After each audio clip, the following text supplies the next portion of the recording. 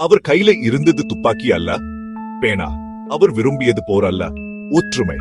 ஆனால் கிடைத்தது மன்னம், சிறை, மரிய மரணம். இந்தியா தனது சுதந்திரத்தின் ஆரம்ப ஆண்டுகளில் இருந்தது. கனவுகள் புதிய, நாடு தனது பாதையை தேடி நடந்துட்டு இருந்தது. அப்போது ஒருவன் அசங்கரியமான கேள்விகளை கேட்க துணிஞ்சா.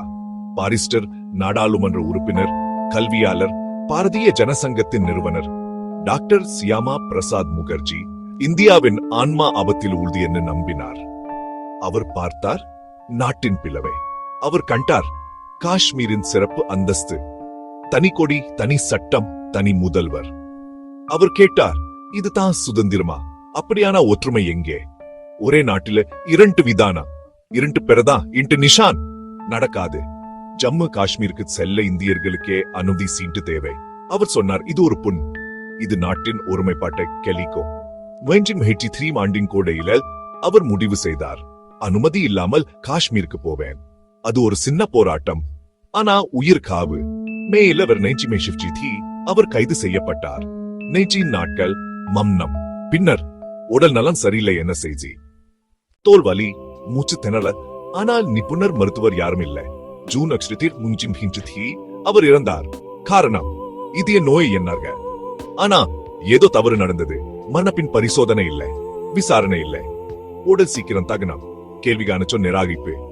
நான் ககனை இழந்தேன், ஆனா நாடு ஒரு தலைவரை இழந்தது.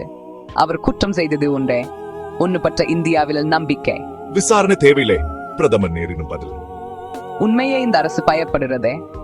உயிரோடு பாதுகாக்கல, இப்போது மரணத்திலும் காரவிக்கல. அவர் நேருவின் கனவுக்கு ஆபத்தானவரா?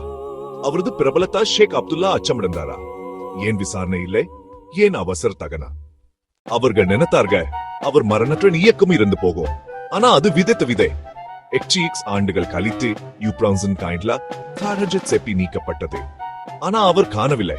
மகன் மொன்னமாக்கப்பட்டார், தாய் புறணிக்கப்பட்டார். ஒரு தேசம் கேள்விகளுடன் விட்டு போனது. இது ஒரு கதை அல்ல, ஒரு கண்ணாடி. உண்மையை அஞ்சும் போது என்ன நடக்கிறது என்பதற்கான கண்ணாடி.